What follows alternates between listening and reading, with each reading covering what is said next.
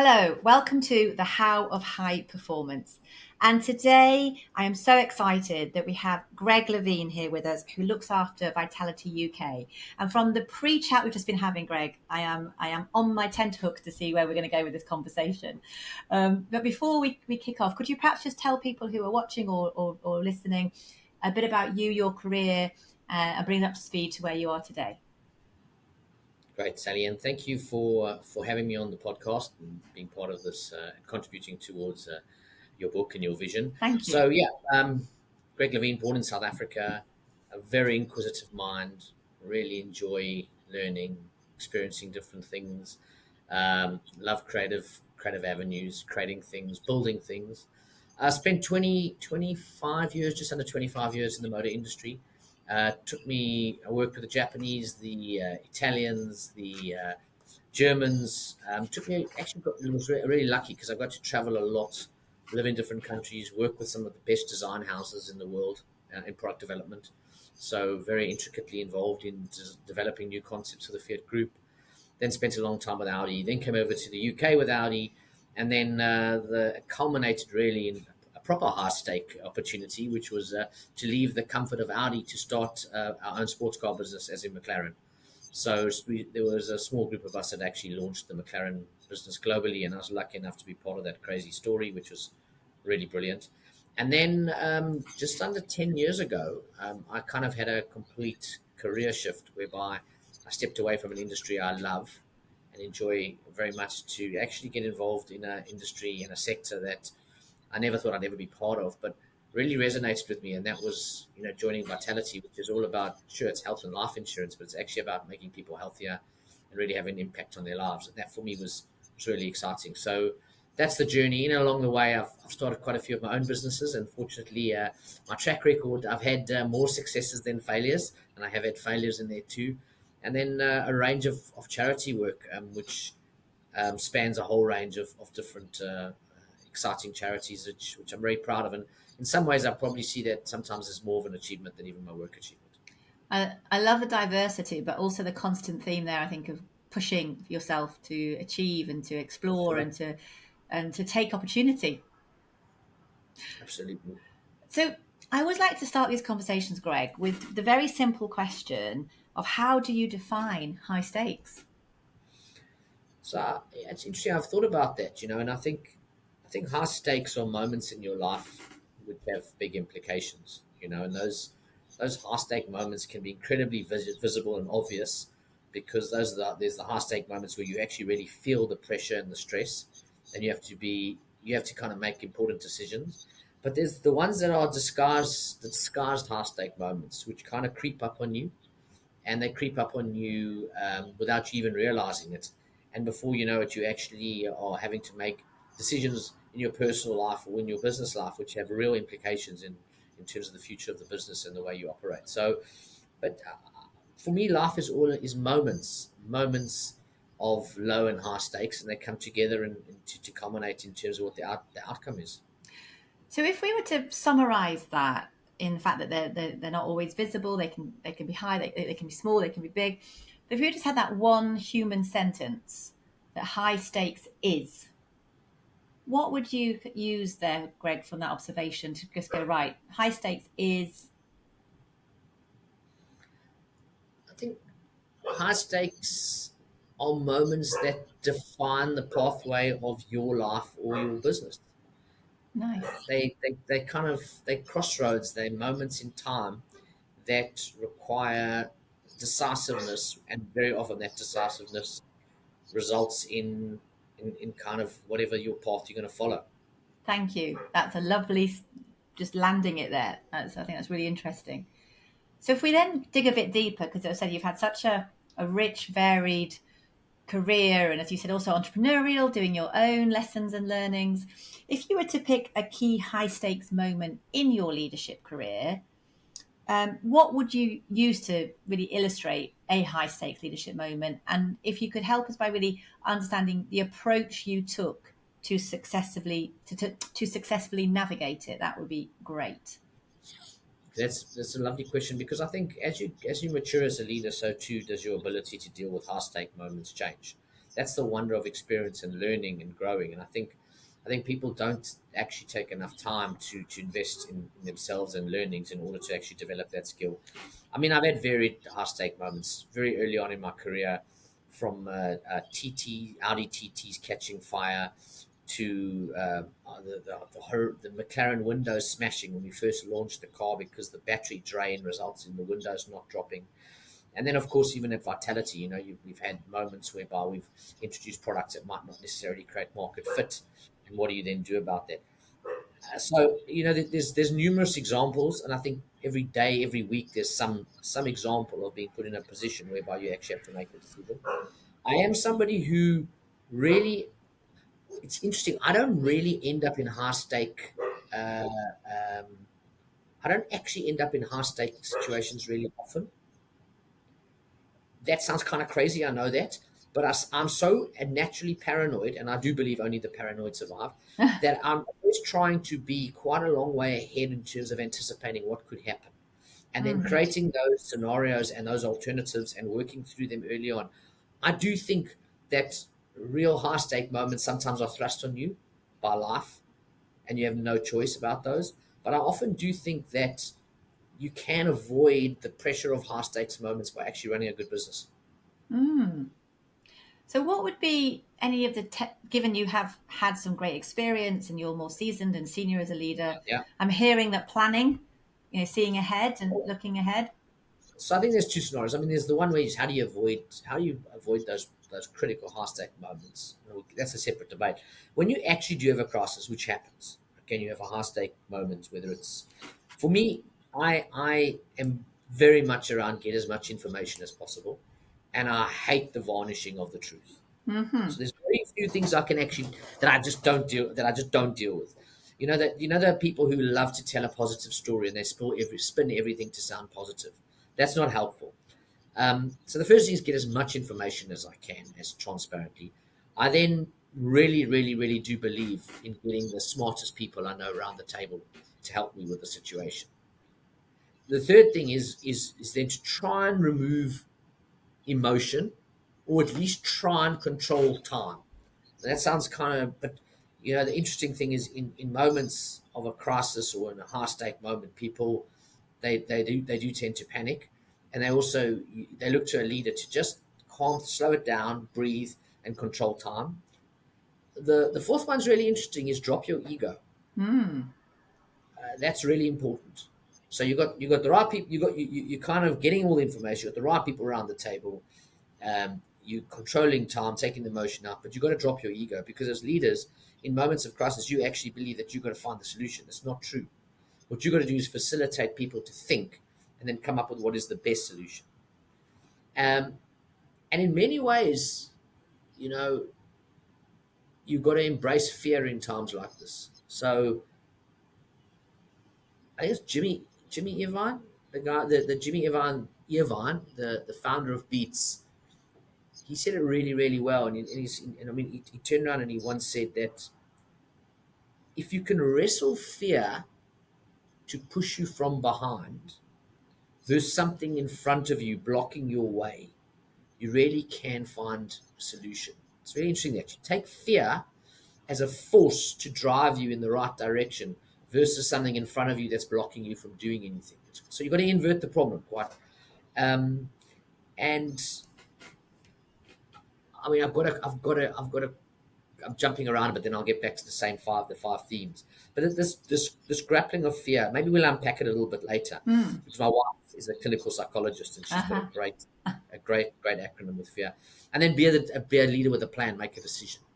So at the end of whatever happens after any difficult high stake moment, you definitely try and get as much information as you can and delay the decision as much as you can.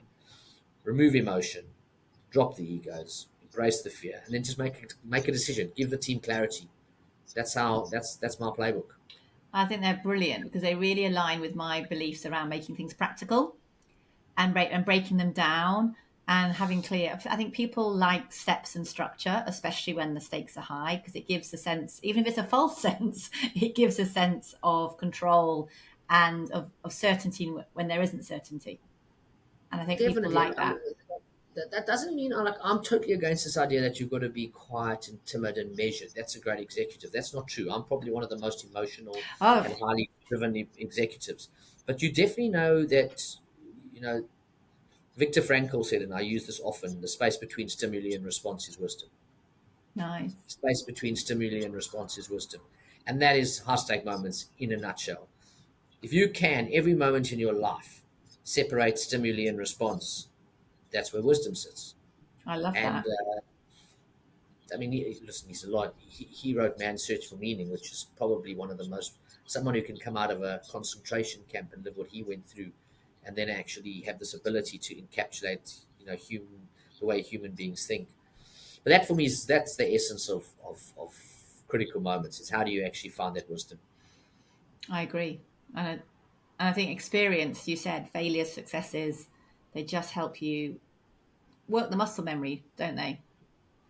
And breathing. Yeah, yeah. I do this thing, Greg, when I'm doing some teamwork, either online or in the real world, and you can see people when you get them just to do some breath work, but you can see the people going, no, not that. But I say, bear with me, try it, because you just don't know until you've done it. And we just do some nice sort of rhythmic breathing, get people to go into their own bodies. But you know what's fascinating when we do that, especially online, it's just as powerful. I have this saying, Greg, when I say, can you hear the silence? Because there's an energetic shift that happens when people just take a moment to breathe, especially together, and just come into their own self and be. Definitely. And I think, I say, you can almost touch it. It's really quite incredible. Well, it's really powerful when you actually ask someone a question. If someone asks me a difficult question, you'll actually see I intentionally stop myself and I breathe. And then I breathe in once, breathe out, and then I respond. It really does help. Really does help. I Because you slow it down. You Yes, slow everything down. Because you kind of want to jump in. You want to jump in, and especially in a conflict situation, jump in, and it's really. But anyway, so that's my playbook. Those are the they're 5 points. great. I always like to build on that with people who are kind enough to come on and be my guests and help to also shape the book, because I'm very passionate that leaders aren't just job titles, are they? And they're not just people who navigate high stakes at work. I think there's also a real richness in understanding how people navigate high stakes in life, because that also happens. Often, as you said, they come up and get you. You're not looking for them; they come and find you. Yeah. So, would you be happy to share a key high stakes moment in your life, please, Greg, and also those practical, breaking it down to the approach you took to successfully navigate through? There's a lot of overlap in terms of business and life, and I guess you're right. I think leaders have a huge responsibility to actually develop their teams and help their teams not only be effective at work but be effective at home. So, I mean, for me, I've been lucky enough. I've had difficult moments in life. I've had a young child of mine who hasn't been well, that can throw you upside down. I've had various moments that happen as part of life, and you just got to deal with them. And the thing for me is, I touched on it already. For me, it's you got to breathe. You got to try and take the emotion out of everything. Um, Still the noise in your mind, which is really the problem, because people obsess over things. So it actually they repeat in the shower, and it's just the same sentences going through their head, and they kind of almost scenario play the whole thing. It's just wasting time. You know, you just, it's really not helpful for you. So um, as I said, my wife's a clinical psychologist, and she taught me a lot of really amazing things. And you're only one thought away from feeling different, which I think is really powerful. Very powerful. You're only one thought away. You can't think of two things at the same time. So if you're obsessing over something, just think of something else. You can't do two things at the same time. So, and your body reaction is only one thought away from feeling different, which is really helpful. And the second thing that she helped me with in terms of high stake moments is the whole idea of understanding your own state of mind. Because if you understand your own state of mind, then you know how to deal with it. And I really love that part. I resonated a lot with that, because um, if I know my state of mind's not good, I don't look in the mirror and say I feel wonderful today, because that's hocus pocus. But I know I'm not going to make any big decisions.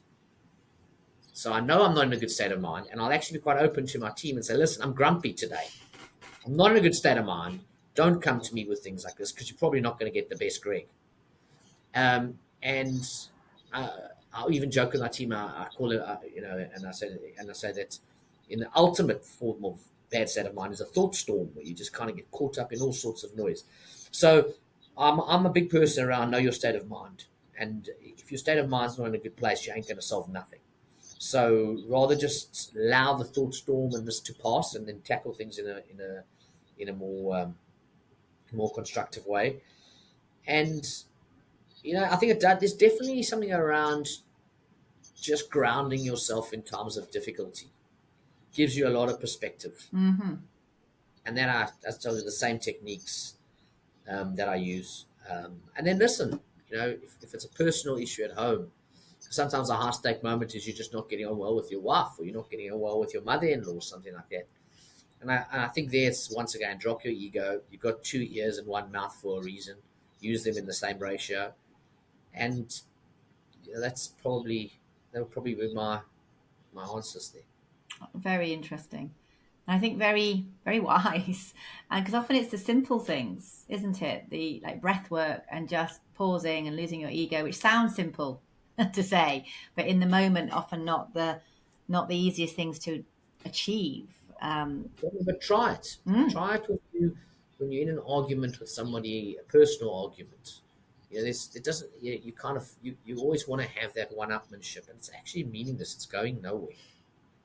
It really is. It's just meaningless, and it's just your ego that wants to prove that you've won the argument. There's actually nothing in it.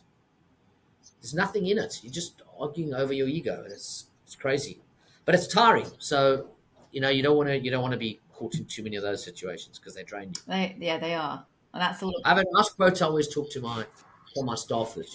When they come to me, they say things are difficult in the office.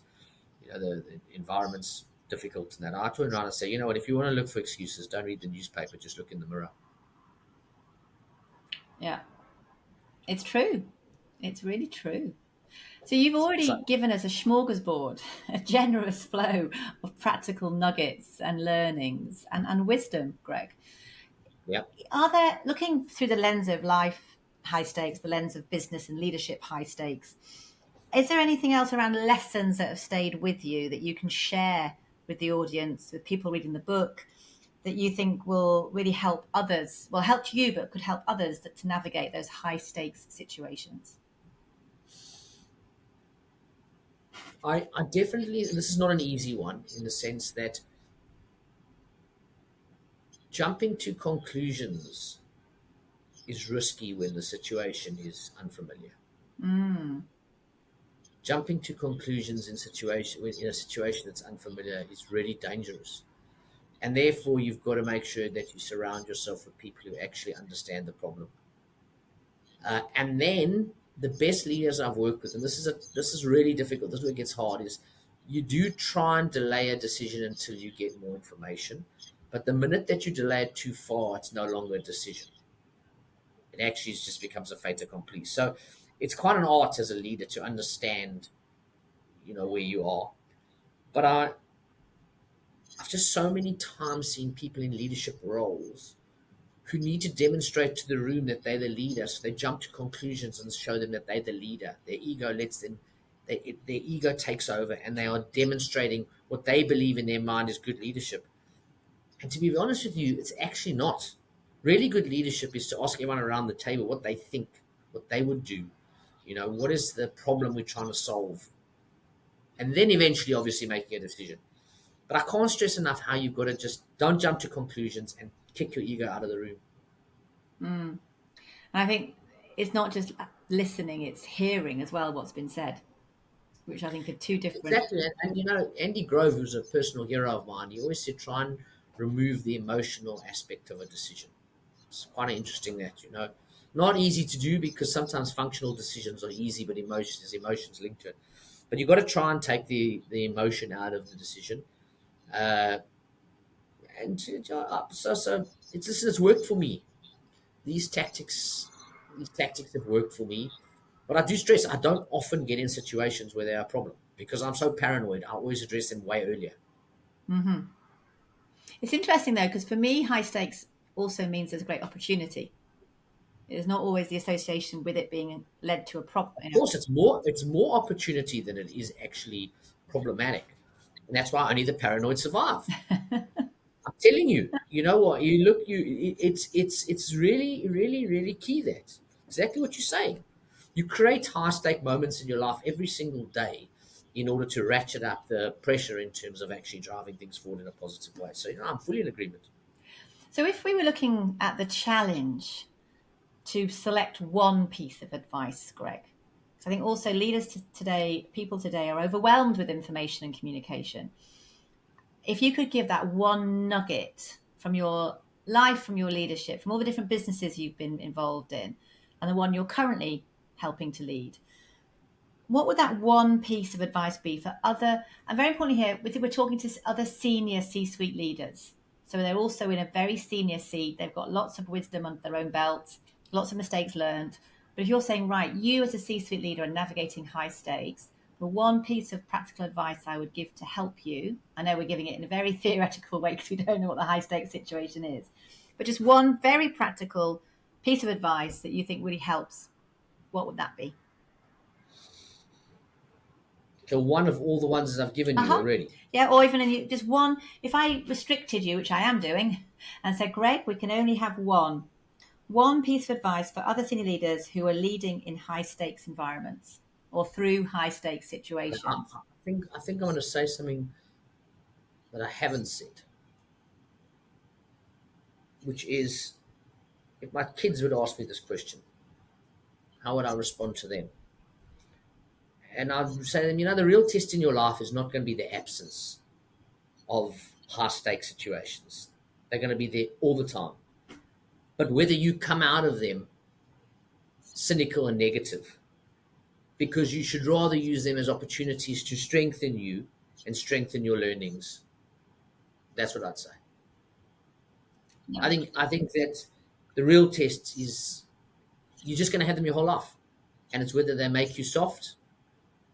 That lovely story. I love that story. I use it whenever I do an induction program, whereby if someone comes and I induct people into Vitality, I always tell them that little story about if you put if you put carrots in hot water, what happens to them? They go soft. I'm giving a abridged version. If you put eggs in hot water, they go hard. But if you put coffee beans in hot water, they blend in and adapt to the environment. And I guess I'm saying the same thing here. You're going to have shit. It's going to happen. High stake moment, shit, whatever you call it, pops opportunity, whatever you want.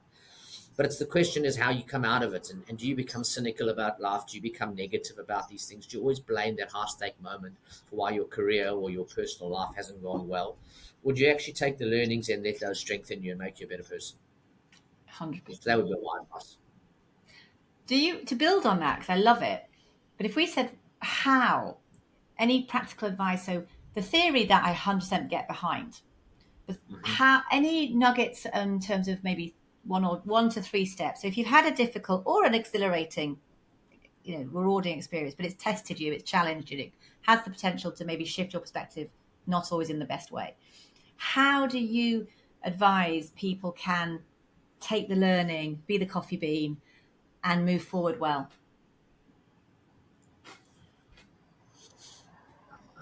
I just don't get too attached to decisions or situations. I think it's really, it is kind of interesting that the people who love to, I'm just trying to think of how to best answer that question. How do I not get too attached to outcomes? Or let them affect you in a negative way?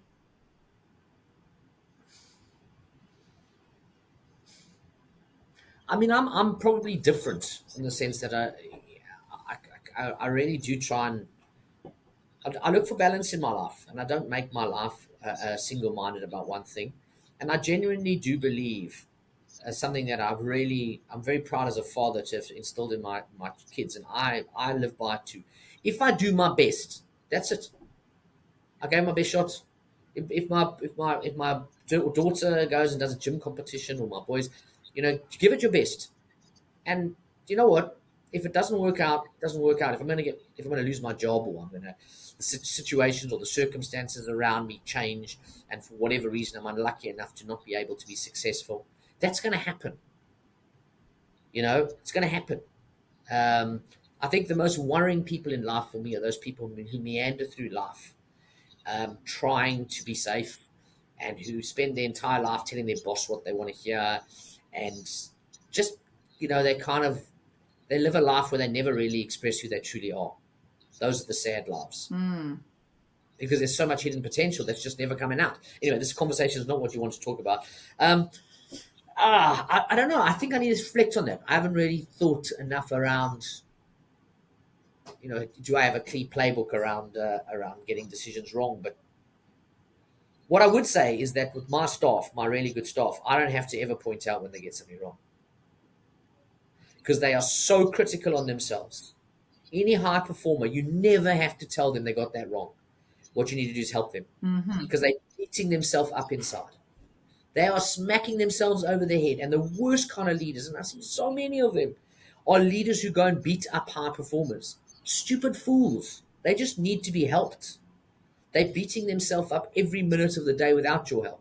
Yes. And that's what I found the best. What I found is, if you want to really liberate your people and liberate your team, and I've had some fantastic results of people who've gone on to do great things, purely because you actually give them that space to make mistakes, and then give them the support when they do. I think that is a great mic drop moment there, Greg.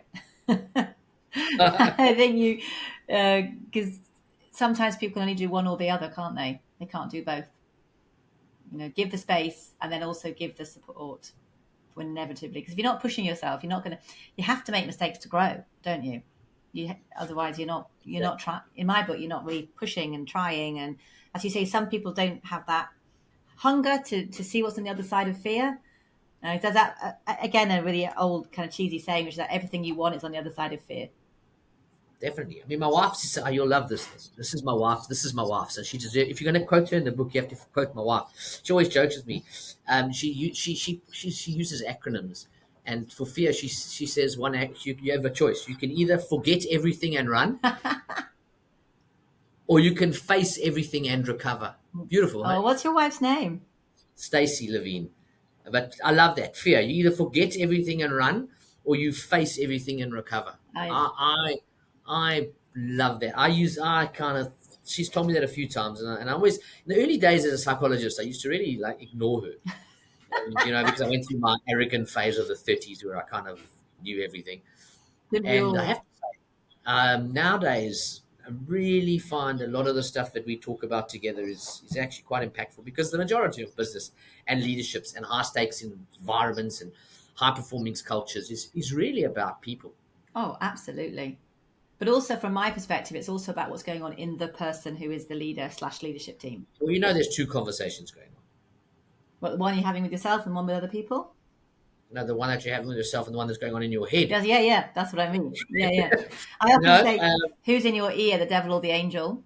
And if other people could hear how you speak to yourself, would you be proud? That's a lovely one. I like it. Oh. I like that. That's really good. Oh, thank you. I like that one. Well, so it's the truth, isn't it? Especially because I get to have very privileged conversations behind the scenes with people in senior roles like yourself, where they speak very freely to me. And then I'm like, wow, would you speak to anyone else like that about yourself, about performance? But they're like, no. I said, well, hang on. How come that's okay for you to do it to you then? It's not. But it's a leadership, and that's why I compliment you on writing a book. Leadership is a never-ending learning experience.